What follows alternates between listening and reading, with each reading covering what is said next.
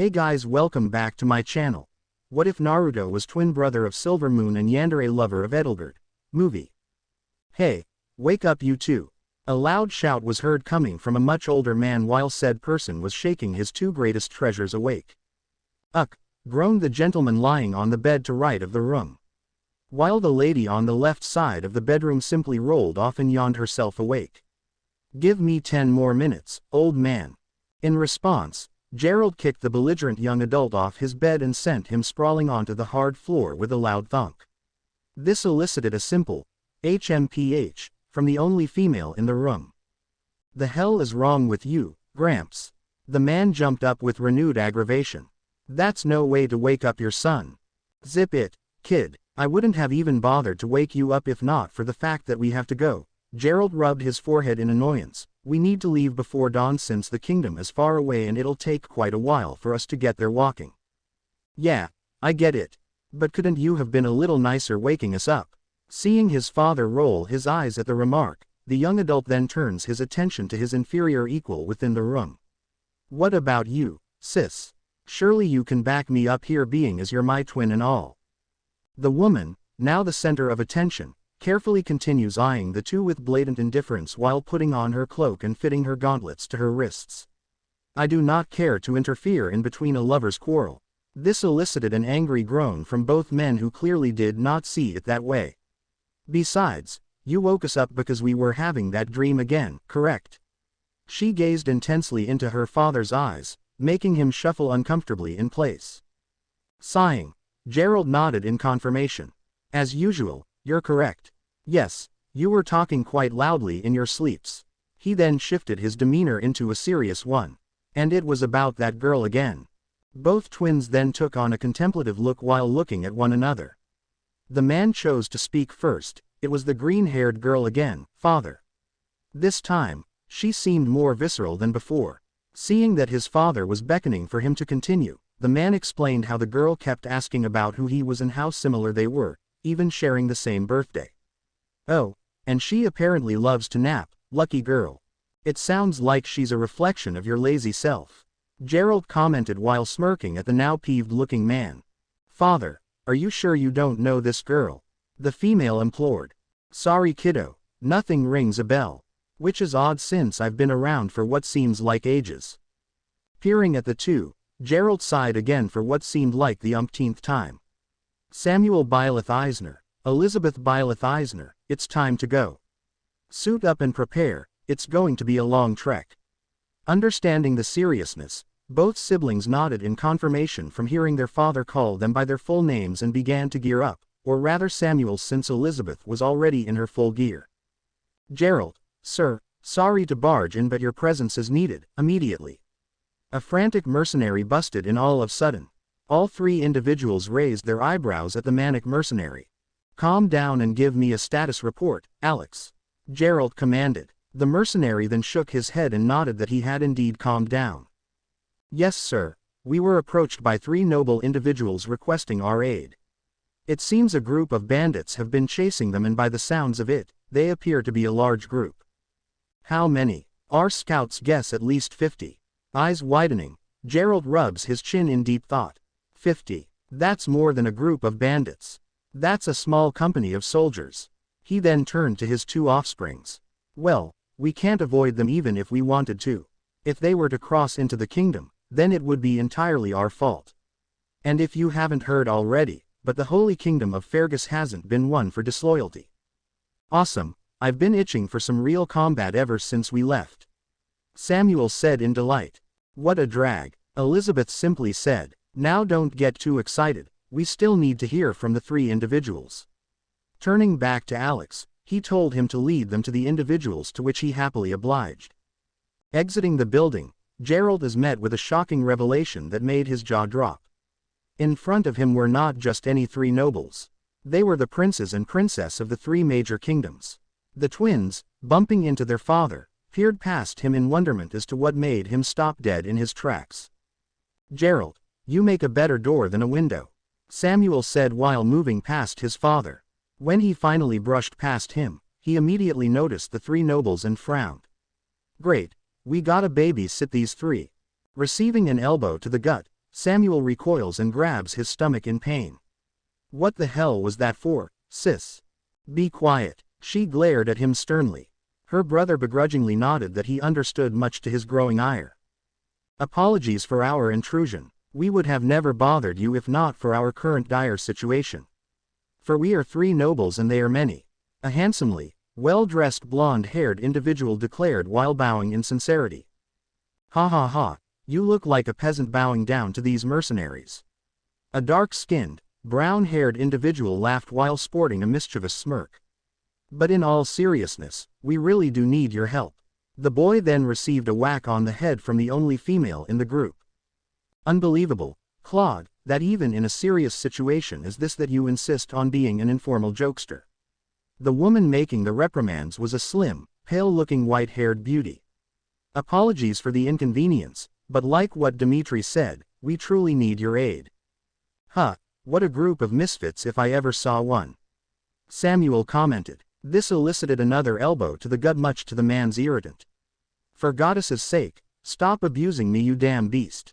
Shut up, Elizabeth said. Gerald groaned again at his children's juvenile behavior before addressing the matter at hand.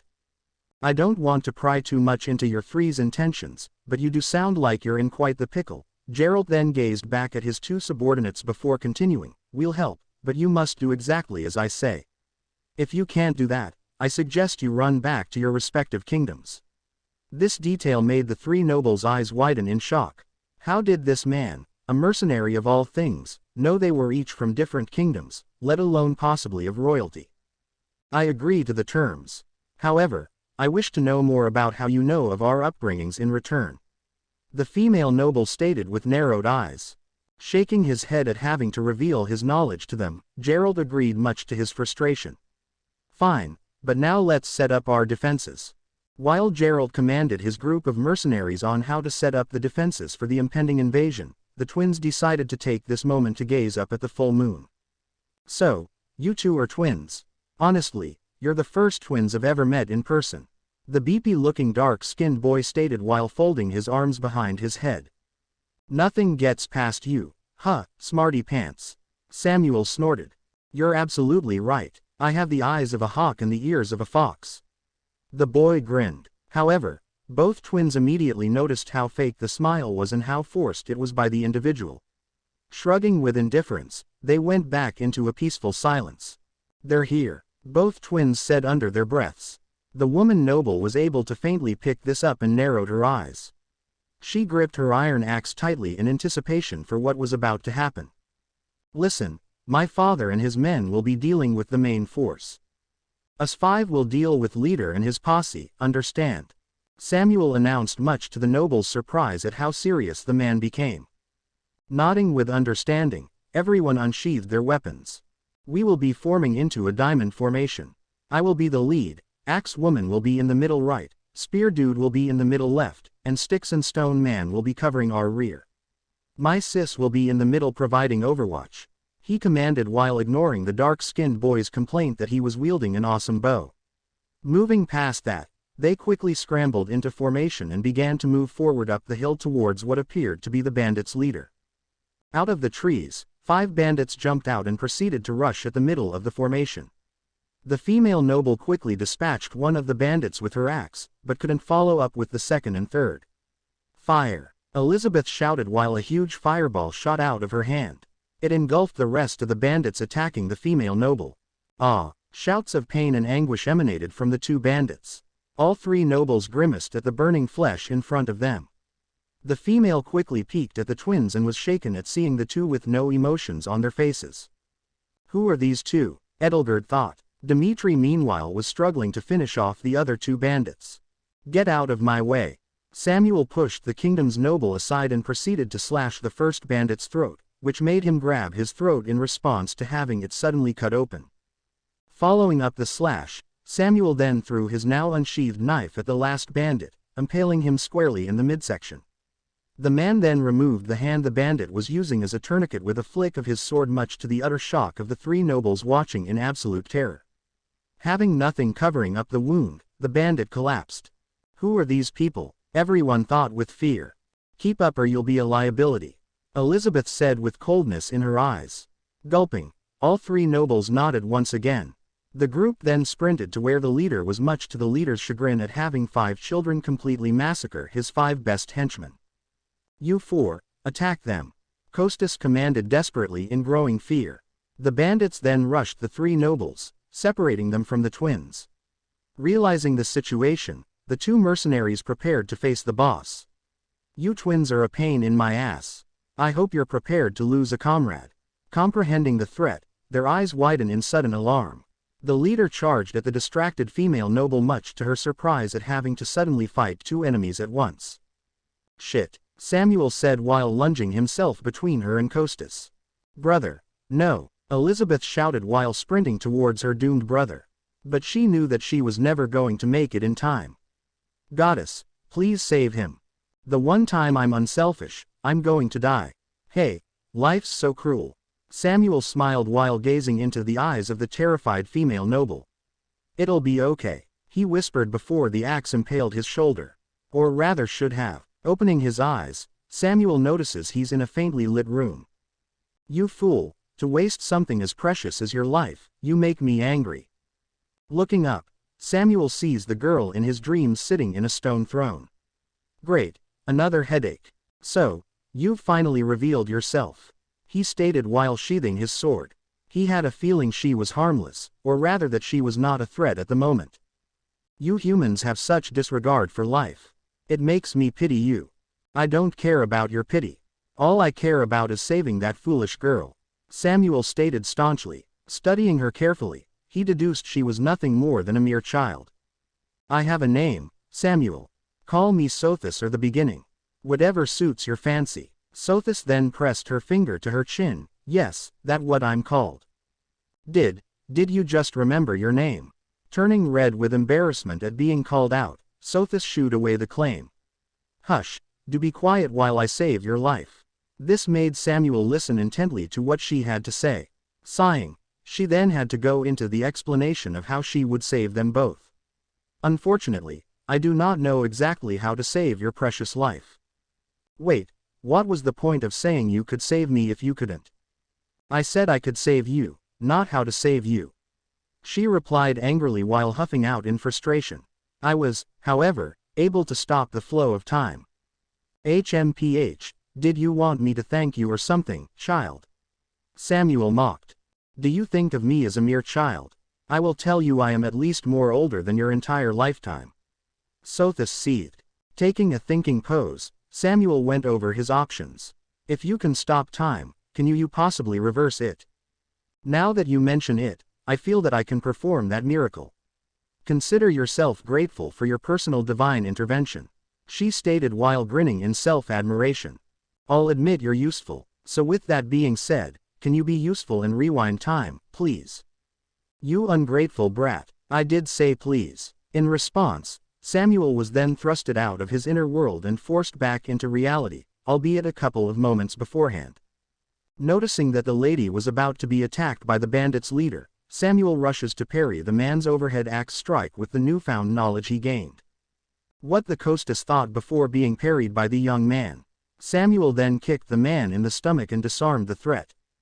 Elizabeth, seeing everything that had just happened, including the whole time rewind, was stunned in place about what happened. "Samuel, who is Sothis?" The man was stuck in place while looking at his hands. He had no idea what happened or the ability he performed. "How the hell did I just do this?" Geralt then came out of the bushes on his trusted steed. He had seen everything that had transpired, especially the odd anomaly that happened with his son. During the whole confusion, the rest of the thieves successfully escaped over the hills. "Did you just?" Geralt was interrupted when a new group of people entered the battlefield. "Hey, the thieves are escaping, after them." A boisterous shout was heard. Geralt, hearing this familiar voice, shuddered with foreboding. It grew even more when said man rushed to their position. "It appears the students are safe, but who are these 3? The man looked over the 3 mercenaries before settling on one who seemed awfully familiar. "Oh goddess, why him of all people?" Geralt groaned. "Captain Geralt, is that you?" The now astounded man shouted at the top of his voice. "It's me, Alois, your right-hand man." "Hey Alois, I remember you. It was nice chatting with you, old friend, but as a mercenary now, I have to leave. Ah yes, being a mercenary does make you nomadic. Farewell my old captain. Wait a minute. This isn't how this ends. Alois shook off his stupor. I request that you come back to the monastery. This was going to be the inevitable. Geralt said with a heavy sigh. Very well, I'll rejoin you back there. Beaming at the prospect, Alois gazed past his former captain at the twins. Ah, you must be his children. Nope, he's a stranger to me. Samuel responded. You're too loud. Elizabeth grimaced. Ahahaha, these two have definitely inherited your sense of humor. Alois shrugged off the rather rude responses from his idol's children. You're not thinking of running off again, are you, Geralt? No, Alois, I wouldn't dare to do so with the Church of Serros. Geralt relented. Excellent, we have much to catch up on, Alois said while pulling his former captain aside. The Knights of Serros, they do seem rather skilled. Sothis commented mentally to Samuel. HMPH, if they were all that skilled, they would have already caught the bandits. He mentally responded, now used to a ghost being in his thoughts. Must you always be so pessimistic? Sothis replied in angst, it appears your presence is required. Get going. Samuel, what happened? Elizabeth questioned her brother. I'll tell you more about it later, sis. Right now, I believe 3 other individuals require our attention. Fine, but I will get an answer from you sooner rather than later, Samuel. And with that ultimatum, she walked over towards the other 3 nobles. Are women always this troublesome? Samuel thought before following in his sister's lead. I appreciate your help back there. While it was brutal, it did get the job done. The female noble said while shivering slightly at the memory of the previous moments. The fact that a carefree, overall positive individual could flip a switch and become a cold-hearted killing monster unnerved her immensely. But not for the reasons most people would think. You were simply magnificent with your sword skill, sir, the blonde-haired noble commented. Your skills are unquestionably formidable. I know a fellow peer of mine who would love to spar with a capable person such as yourself. Dmitri referenced specifically Felix. And your magic capabilities, ma'am. Your fire spell is as hot as your beauty, Claude stated while smiling flirtatiously at the female twin. However, she proceeded to ignore the comment and content herself with just staring at the 3 students with a glazed look, much to his disappointment at a lack of reaction.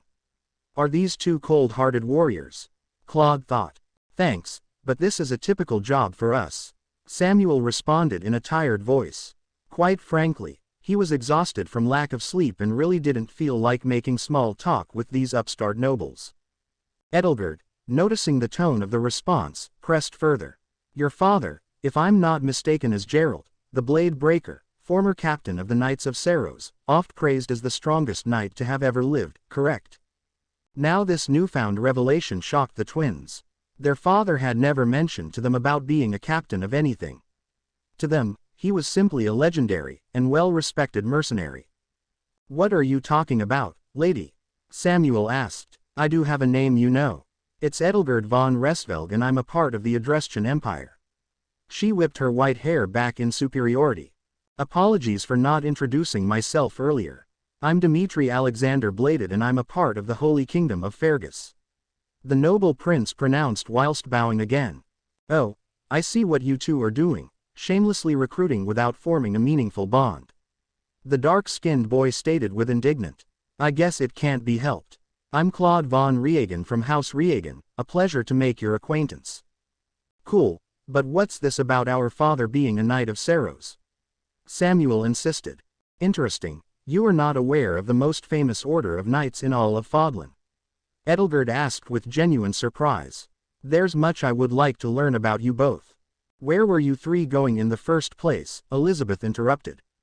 Ah, we're students at the Officers' Academy at Garreg Mach Monastery, Claude answered, and surely you're both coming with us too, right? Yes, I would also implore that you travel with us as well. Dmitri stated in earnest. It appears that these 3 students have taken a sudden liking to you both in only a short amount of time. Sothis said. I could not care less. Samuel stated mentally. Don't be like that. Humor these children. I sense you will benefit greatly from doing so. Wherever my father goes, we shall follow.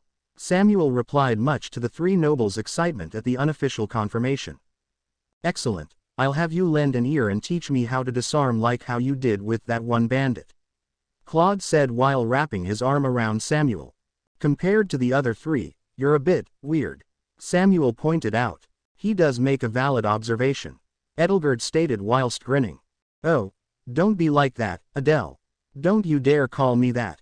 She responded angrily while throwing a stone at the young prince. Again, apologies for our actions. We mean no disrespect and I can't thank you enough for helping us out. Dmitri bowed once again. You apologize too much, Elizabeth pointed out. I'm so sorry I mean I'll work on it. Dmitri answered back with a defeated tone. With the introductions and greetings out of the way, the newly formed group began their trek towards the famous Garreg Mach monastery. Gerald had told his men to go back home and that if he ever needed their aid, he would seek out their services, much to their tearful farewell. While making their way to the monastery, the twins learned more about their travel companions and the monastery itself. Apparently, all three nobles were in line to inherit the throne in some form or another. Claude's upbringing, however, was the most mysterious between the three, and they had a suspicion he made it that way. It didn't help that the twins felt that he was the fakest between the three nobles. But this was hardly a concern since everyone had skeletons in their closets, including the twins themselves. They also learned a little more of Edelgard. She was clearly the coldest and proudest out of the three. Whenever the topic of her empire was brought up, she was always on the defensive. Considering this was during peacetime, the twins thought it somewhat concerning how aggressive she was towards the other alliances. Lastly, Dmitri was the most concerning of the three. Disregarding his Prince Charming aura, the boy definitely had some skeletons in his closet. Especially when the topic of the tragedy of Dusker was inadvertently brought up. The boy's demeanor changed to that of a wild animal, as pointed out mentally by Elizabeth. Here we are, Alois announced loudly. Ladies and gentlemen, welcome to Garreg Mach Monastery. Peering up, the twins' jaw dropped at the sheer size of the monastery. This isn't a place of worship, it's a goddamn castle, Samuel stated. True, but I wouldn't say that in front of Lady Rhea, Edelgard said while giggling slightly at the man's blunt observation. This Lady Rhea, who is she? Elizabeth asked. Lady Rhea is the archbishop of the religious group who follow the teachings of Saros. Gerald responded over his shoulder. Unfortunately, I was a part of it many moons ago. HMPH, sounds like a cult if anything. Samuel pointed out. You're not entirely wrong, Edelgard said under her breath. Only Samuel was within earshot of hearing her accidentally slip her actual thoughts. Regardless, I expect you both to be on your best behavior, Gerald commanded, to which both his children nodded in unison. While entering the courtyard, both twins felt a presence fixated on them. Following the disturbance, their eyes met with the archbishop's above them. Staring at each other for a moment, the twins decided to continue following in their father's footsteps. I wonder, did the flow of time bring you both here? Rhea said to herself aloud. Waiting in the throne room, both twins looked around with unease. For whatever reason, this place gave them great anxiety. After several long moments, two people greeted the twins and Gerald. Thank you for your patience, Gerald. I'm Seth, an advisor to Lady Rhea, a green-haired man announced whilst bowing. Oh, hello, Gerald replied awkwardly. It has been a long time, Gerald. I wonder, was it the will of the goddess for us to have another chance meeting? Rhea pondered out loud. Unlikely, but based on the current circumstances, I'm back in the service of the Church of Saros. Gerald stated bluntly. How fortunate, and I see that the goddess has blessed you with not one, but two children. Are these yours, are they not? Yes, indeed they are. I wish I could have introduced them to you sooner, but their mother died of illness. Gerald grimaced while gritting his teeth in evident pain. I'm very sorry to hear that. She was close to me, Rhea revealed in a brief moment of vulnerability before switching her gaze back to the twins. As for you two, what are your names? I've heard of your talents from Alois himself. I'm Elizabeth and this is my idiot brother, Samuel. She answered back, surprisingly, taking the lead for the both of them. Samuel guessed it was to prevent himself from making a mockery of the both of them. With that in mind, he simply nodded. Fine names indeed. She nodded appreciatively towards them, and from the bottom of my heart, thank you so much for saving those students of the Officers' Academy. She represents them as nothing more than valuable commodities. Both twins thought with growing concern.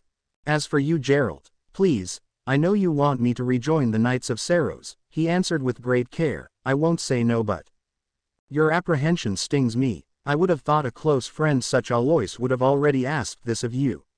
Lady Rhea said. Regardless, I must step away for now. But I expect they will request a word with you soon. Until tomorrow, I bid thee farewell. With that, both Seth and Lady Rhea left the room. Beep. I can't believe I'd be forced back into the Knights of Saros. Gerald thought out loud before turning his attention back to his two children. It also seems that your services are requested as well.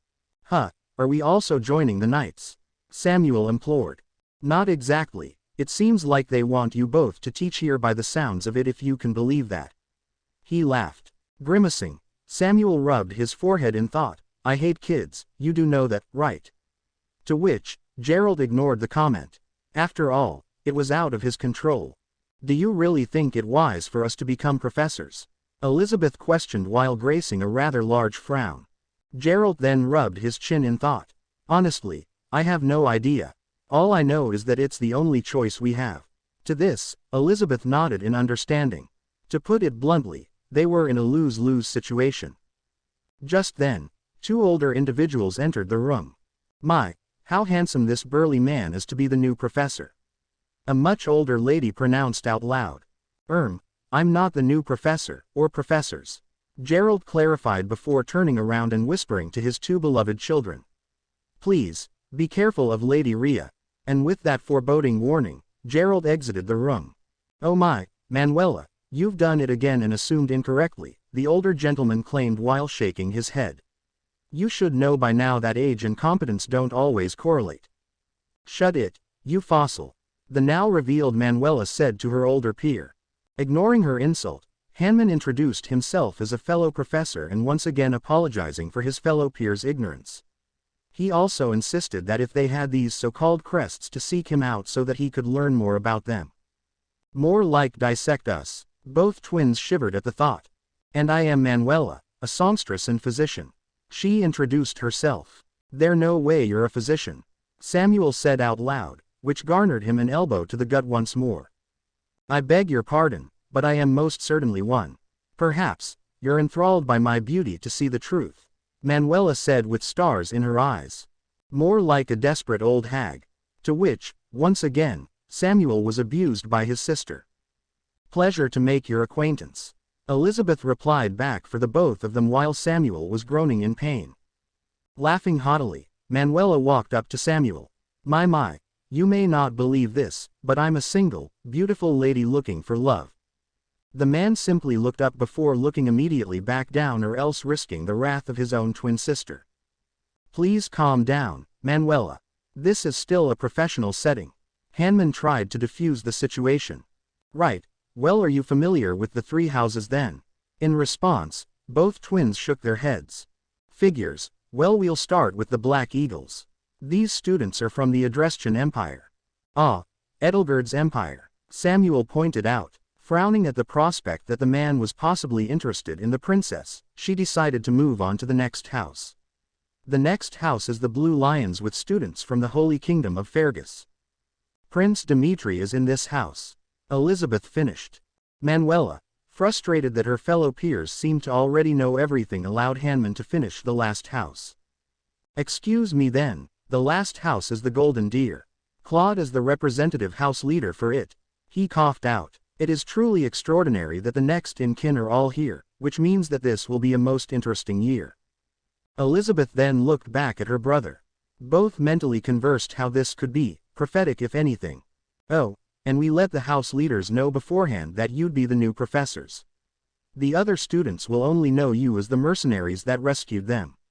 You should spend time with them and learn more about them before deciding. I think it's more fun this way. Manuela giggled. Both twins' sweat dropped at the immature prank. After being dismissed, both twins went to their respective dorm rooms in which they shared. So, what happened? Elizabeth implored to her brother. Sighing, Samuel knew this moment was coming. We both know it deals with the girl and I'm sure you're well aware of her presence. Yes, I know her name is Sothis. She replied. Now it's my turn. How do you already know her name? Hesitating, Elizabeth finally responded. Because I have her spirit in me as well. Impossible. How can there possibly be two of me? Sothis shouted in Samuel's mind. Frowning, the man gazed back out to the moon that was exposed from their window. Perhaps they're two parts of you, considering that her and I are twins. It's not out of the question. That is very astute of you. Why can't you be this smart when I'm saving your life? Ignoring her jab, Samuel explains his reasoning to his sister. That does indeed make sense. Alright, now what about Lady Rhea? The fact that their father warned them of her in presence was a bold, if not clear alarm bell to be wary of her. She is concerning, but we really don't have anything to base it off other than our father's word. No offense to him, but it sounds like it's been years since anything happened between the two of them. Nodding, Elizabeth releases a rare sigh. So, concerning our choice of houses tomorrow, which one do you think you'll join? Honestly, the stuck-up Edelgard chick seems like she'd be a lot of fun to be around. Samuel smiled. You do know I see through your facade, right? You're actually concerned for her. She clarified, to which Samuel responded by shaking his head in annoyance. What about you, sis? Thinking deeply, Elizabeth responded. The blue lion is my choice. That Dimitri scares me, and not many things scare us. Nodding, her brother agreed quietly. There was definitely something worrisome about that boy. Regardless, we need to speak with the children in the houses. What, drag, Samuel stated. I concur. With that, both twins called it a night. The next morning, I hope you both had a pleasant sleep. Lady Rhea commented while smiling brightly at both twins. Samuel was rubbing his eyes while yawning himself awake. Elizabeth meanwhile had some tea earlier that morning and was wide awake. Yes, Archbishop, we're ready to perform our duties. She replied back for the both of them. Frowning, Rhea realized it would take some time for them both to be comfortable around her. As you know, today you will pick which house to teach.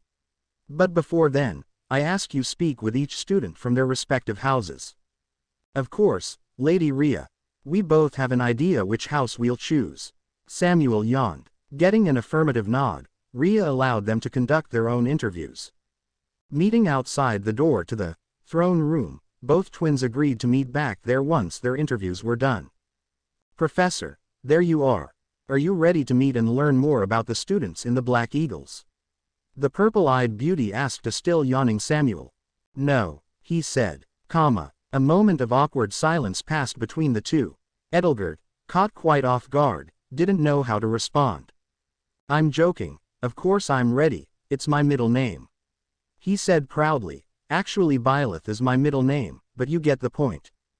The princess groaned in frustration before leading her new professor to meet with her fellow housemates. Looking around the classroom, Samuel was greeted to a mixture of personalities. Walking to his right, he was greeted to a young boy and a reclusive girl. Hiya there, he greeted them much to the girl's shriek. Ah, please don't hurt me. She recoiled instinctively while taking an upright fetal position. Berndetta, this is the mercenary who saved Edelgard's life. The young man clarified before clearing his throat. I am Ferdinand von Ager, please don't forget that name. Samuel immediately took up on the boy's offer after realizing that the name would be imprinted into his skull. Peering back down at Berndetta, he frowned at the poor girl's state. I know I'm not the most approachable guy, but can you at least say hi to me? Sneaking a quick peek from her covered face, the terrified girl squealed while apologizing profusely for assuming the man would hurt her. Hey, I guess that's progress. Bidding farewell to the two individuals, Samuel moved onto the lone individual in the back of the room. Oh, I've seen you before, the girl said with a gleaming smile. You were hanging around Adele earlier. Thinking, Samuel assumed she meant Edelgard. If you mean Edelgard, that would be correct. Come on, you don't have to act so bashful. Not with those good looks of yours. I'm charmed. Giggling, the lady did a quick spin before tilting her cap towards him. I'm Dorothea, and before I joined the Empire, I was a part of the opera company. You need to hear me sing sometime. Noted, he said before leaving her presence, much to her dismay at the rather cold interaction. I told them I'm not good with kids.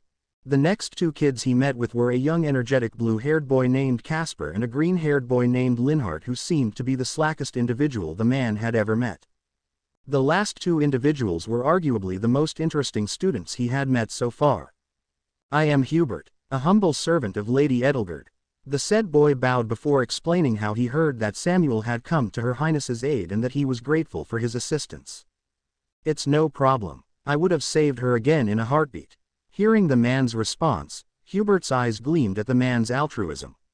Deciding to avert his attention to the tan-skinned, purple-haired girl, he greeted her with a simple smile. Hello, I am Petra. I be greeting you with, no, I am pleased to have met you. She corrected herself while bowing. You're not from around here, are you? Correct, I am from Brigid and am learning more about the Empire. Petra is from an archipelago and is actually a princess. In simple terms, she is the heir to the throne back in her home. Hubert explained. So a princess from another nation is under the care of another. It definitely doesn't sound like an amicable relationship between the two, Samuel thought. Petra, how are you liking Fodlan? Taking a moment to respond, Petra excitedly replied, it is much different from Brigid.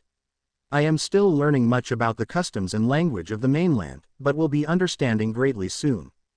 Clearly she's learned quite a bit, even if her grammar is still a little off. After meeting with the entire Black Eagle's house, Samuel decided to head back to the throne room. Single quote. Meanwhile, Elizabeth had her hands full with the rather sociable house that was the Blue Lions. Specifically, with two young girls. I insist, you must have tea with us, a long blonde-haired girl wearing a black and white dress persisted. Mercier, please, can't you see that you're making the new girl uncomfortable? An orange-haired girl pointed out. Uncomfortable, but I'm simply asking her to have some tea with us. The oblivious girl continued with a blinding smile. Thanks, but I already had some this morning. Elizabeth tried to explain to no effect on the motivated girl. Your hair is so beautiful and your features are apparent. What is your morning routine if you don't mind me asking? Mercedes pressed. Mercedes, please, leave the poor mercenary alone. Ingrid commanded while crossing her arms in frustration. Fight me now, you savage. An angsty boy declared in the background. Oh, I wish you wouldn't fight so much, Felix. Mercedes voiced with concern. Please don't hurt this goddess's beautiful features, an orange-haired boy said. What is wrong with this class? Elizabeth thought. Hee, you're going to absolutely love teaching these kids, little girl. Sothis giggled. Just because my brother has accepted you, doesn't mean I have yet. She said. After making a competent excuse to leave, Elizabeth limped back to outside the throne room, where she saw her brother leaning against them in a disheveled state. Samuel, how the hell are we going to survive this? Elizabeth asked while falling against the doors. We haven't even started teaching and I already want to quit. Both twins looked at each other before bursting out into laughter. To think two renowned mercenaries were now teaching to noble children. It was outright laughable. Say, sis, do you think this will all end well? Samuel asked in a suddenly serious manner. With how everything was progressing so quickly, it seemed almost unnatural with how the flow of time was progressing. Pondering deeply what her brother asked, Elizabeth could only answer back bluntly, who knows, this may all end up in a war. Resting against the throne room door, the twins failed to see an approaching figure heading straight in their direction. Yo, Wonder Twins, are you still going to stop by my classroom? Internally groaning, both twins looked towards the source of the voice. Claude, the house leader for the Golden Deer, was waving at them to follow him back to his house. They feared that this would happen, but duty called and they had an obligation to answer the boy's request. Carefully, they pulled themselves up onto their feet and began following the overly excited house leader back to his classroom. Upon entering the classroom, the new professors were not surprised to see that the Golden Deer was more or less similar to the other two houses. However, this particular house seemed more dysfunctional than the others, which made the twins even more concerned about the horrors they had just entered into unwillingly.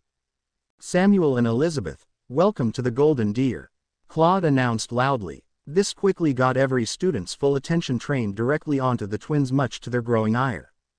"Let's just get this over with," Elizabeth mumbled while taking a step forward. The first student in her path was a rather tall, lanky fellow with purple hair. Noticing that he had Elizabeth's full attention, the boy smirked, which made Elizabeth slightly queasy. "Well, hello, you must be the famous mercenary that saved our dear house leader, Claude." To this, Elizabeth simply nodded. The twins being dubbed the famous mercenaries within the monastery was quickly becoming a tiring theme. "Please, to show you my gratitude, I would love to have tea with you sometime. I'm really starting to not like drinking tea anymore." Elizabeth mentally sighed. However, she answered back to the boy by saying she would have tea with him sometime, but needed to take a rain check on the offer. The boy frowned at the response, but quickly bowed and said that he'd be willing to have tea whenever she was available. Meanwhile, Samuel wasn't having any luck on his end. Currently, he was speaking with two girls with two completely different personalities. "So, you're that famous mercenary that everyone is talking about?" the pink-haired girl pointed out while twiddling with her pigtails. "I am Hilda Valentine Goneril. It is my absolute pleasure to meet you." "Nice to meet you, Hilda.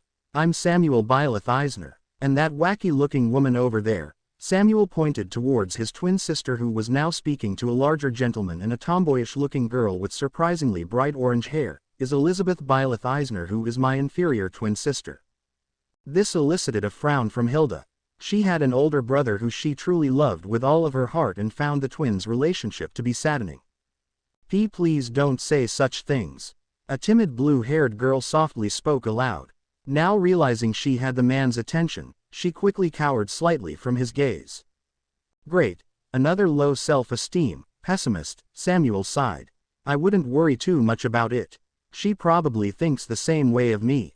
Still frowning, Hilda cleared her throat before speaking again, "And this beautiful, delicate iris flower is Marianne von Edmund." The now named Marianne hastily curtsied from being introduced. "It is a pleasure to meet you, Samuel," she said quietly while swiftly diverting her eyes away. "Marianne, how many times have I told you already, you need to speak up? How are you ever going to find a man if he can't even hear you?" Hilda lectured the now embarrassed-looking girl. "And no man would ever want a sickly, fragile girl like me," Marianne said while still cowering slightly. The poor girl looked like she was just about to burst out into tears. "Samuel, help the poor gal out, would you? If you make her cry, I will haunt you for eternity," Sothis commanded. The man quietly thought to himself as to how this was suddenly his problem. "Marianne, let me give you some piece of advice," Samuel said while getting closer to the saddened girl. "The only thing you should care about is bettering yourself. Whether that's becoming more confident, or loving yourself, imperfection and everything, you need to have faith in yourself." Hilda nodded vigorously to this statement. "And from being around you, I can tell you have a gentle soul and that you are kind beyond words. Frankly speaking, the world needs more people like you." This admission stunned both girls in their place. Hilda was shocked that a stranger, a man no less, was being this kind to Marianne, while said girl was stupefied at being praised so highly. Do you really think so?" Marianne asked with utmost caution. Sighing out loud, Samuel realized it was going to take a lot of work to help build this girl's confidence and perhaps her overall well-being. "Yes, I do think so.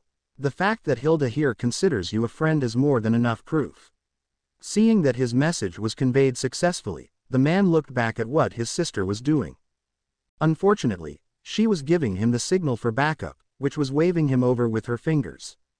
Groaning, Samuel excused himself and began to trudge his way over to her. "Geez, those two really are something," Hilda said. Marianne, however, was content to watch her new idol make his way across the room. "Aha, there you are," the orange-haired girl shouted accusingly at the now peeved man. Looking over his shoulder at his sister, he could tell this woman was going to be a handful based on his twin's evident frown on her face. "Okay, what did I do wrong? Allow me to introduce myself. I am Leonie Pinelli, Captain Gerald's first and greatest apprentice.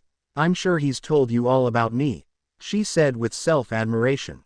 "Nope, not a single word," Samuel confessed. This made Leonie face fault briefly before recovering hastily and yelling at the man for being a jerk. Easy there, Leonie. I think the issue here is that we're all just hangry, the big fellow said while trying to de-escalate the situation. By the way, I'm Raphael Kirsten. Nice to meet ya. I am not hungry. This man disrespected me, and in turn is disrespecting Captain Gerald. She shouted. Look, I get he's my father and all, but he's really not that special, is he? Samuel asked to a now angry girl. Unbelievable, you don't even know anything about your own father, do you? There's no way you're his children if you can't give him the same respect as me. Leonie declared.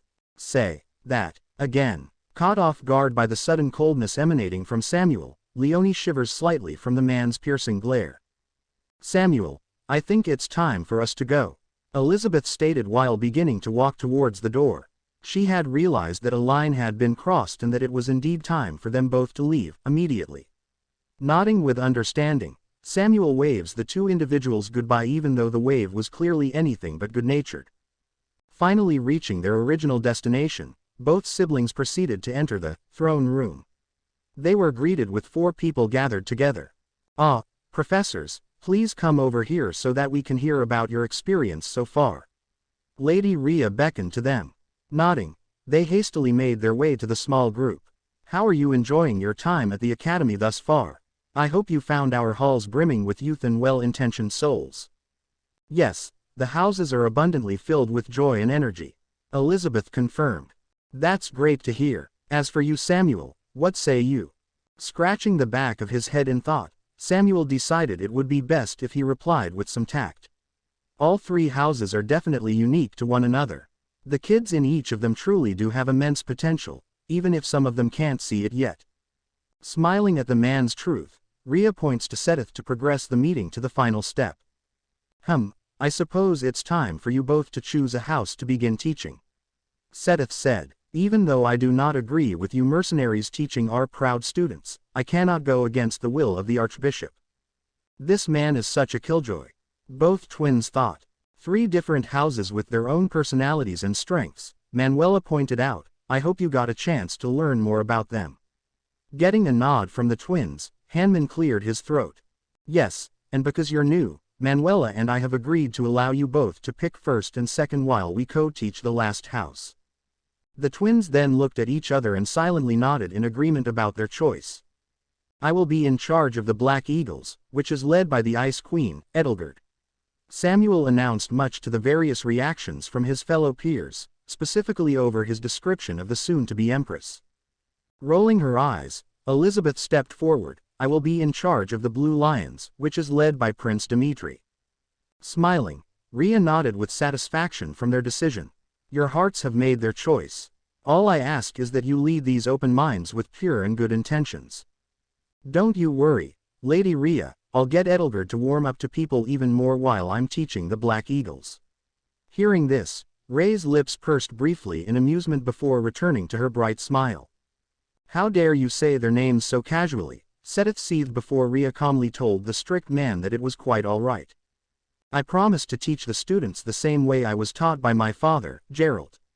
Elizabeth said much to everyone's overall agreement to a more normal teaching method. The meeting was about to be adjourned until a smaller green-haired girl interrupted at the last second. Brother, oh, I am so sincerely sorry. I did not mean to interrupt.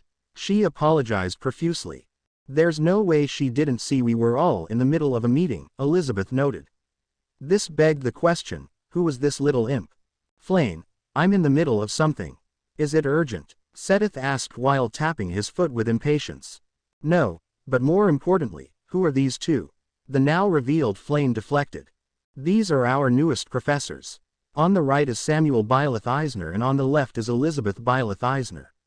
As you can see, they are fraternal twins. Sedith answered. Oh my, a new addition to the Officers' Academy. I am so very pleased to meet you both, professors. She said while bowing. I am Sedith's little sister, Flame. I am so happy to make your acquaintances. Getting back to the task at hand. I need to let you both know that in a few days' time, there will be a mock battle to gauge the progress of the students.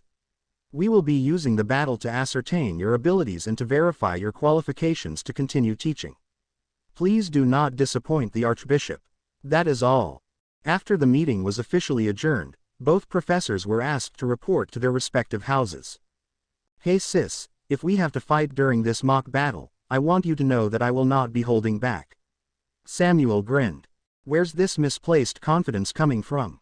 If I remember correctly, I led in our duels with 301 victories to your paltry 200. Elizabeth smirked at seeing her brother now downtrodden from remembering their combat record. That's not fair. Father wouldn't let me hit you unless I fought against you both at the same time when we were younger. Even with his handicap, it was still heavily one-sided. Yeah, well, life's not fair. Agreed. Both twins then parted ways in different directions to their respective houses. Wait, you're our new professor. I definitely did not see that coming. Jasper exclaimed after Samuel entered their classroom. Jasper, aren't you being a little rude? While as young as he may seem, I'm sure he's more than qualified to teach us, right, Professor? Dorothea said while giving Samuel a flirty wink. Dorothea, you should know by now that it is a waste of time to expect politeness, never mind subtly, from him. A green-haired boy pointed out. With that being said, I'm off to take a nap, good day. But before the boy could rush out of the room, Samuel stretched his right arm out, impeding the boy's path to the exit. Surprised by this bold action, Linhart followed the arm in front of him to its owner. Please, Linhart, won't you stay for a little bit longer? I insist. Gulping, the boy quickly walked back to his original position. Even he realized that it would take more energy to argue with the professor than to just do as he said. Oh no, does this mean we're going to have train outside more? Bernadetta squealed. Ah, don't look at me, I didn't mean to ask any questions. Actually, don't talk too much to me either. She cried out while turning her back to everyone. Crap, I forgot about this quirky one. Samuel groaned. Sorry for the mess that you walked into. Dorothea giggled uncomfortably, but I swear we're all great students, isn't that right, Adele? I wish you would stop calling me that, Dorothea.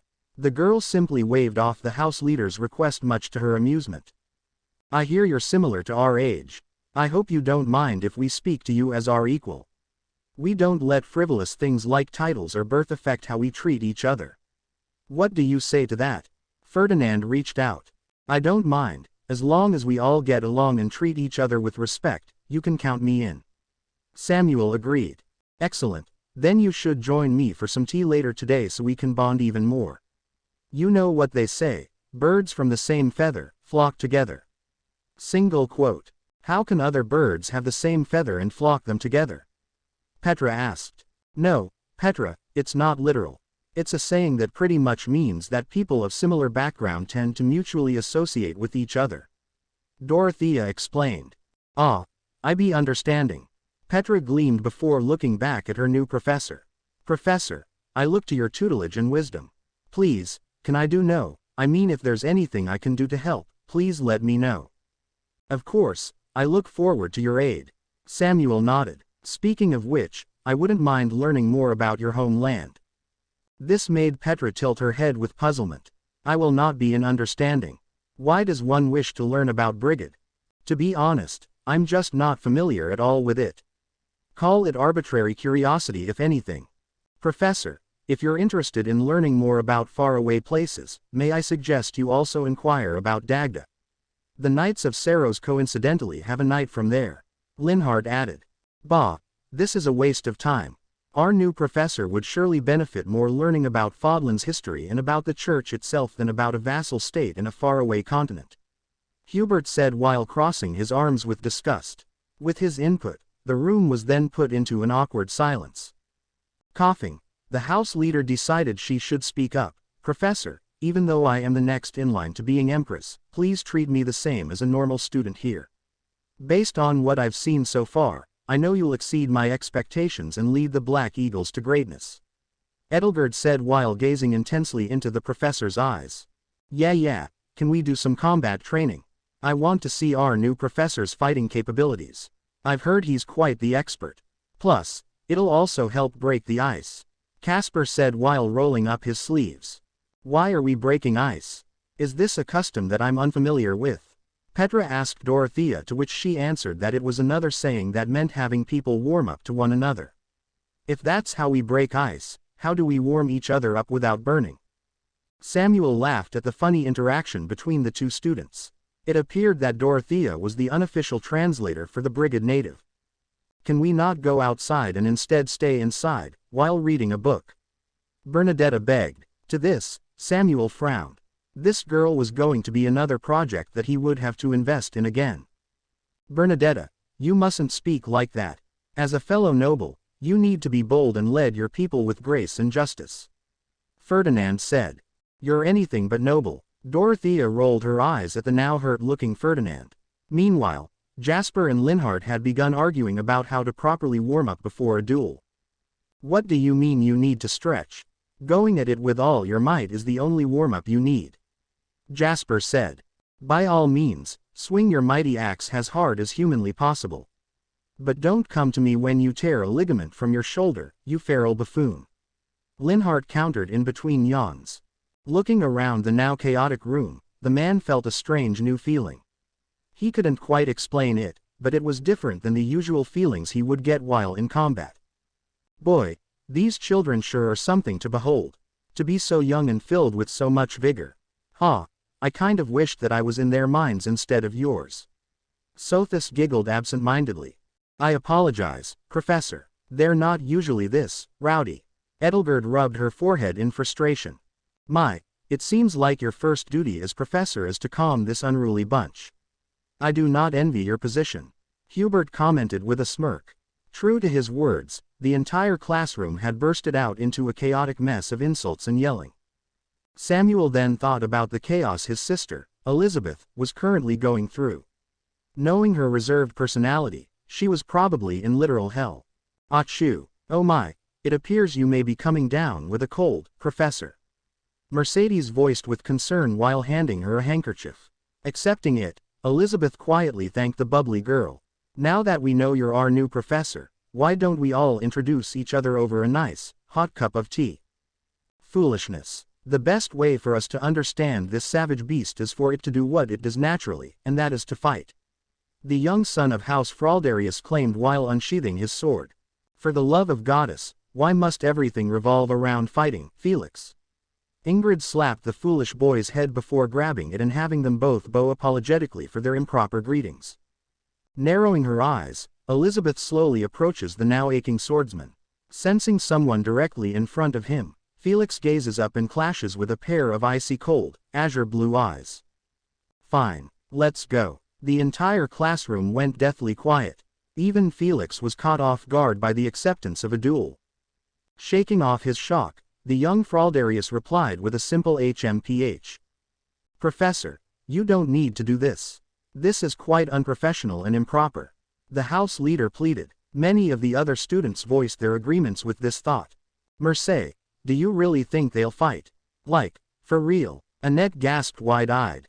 I'm afraid there's no going back now. Other than the fact that Felix won't take no for an answer, I sense our professor isn't one to back out of her word.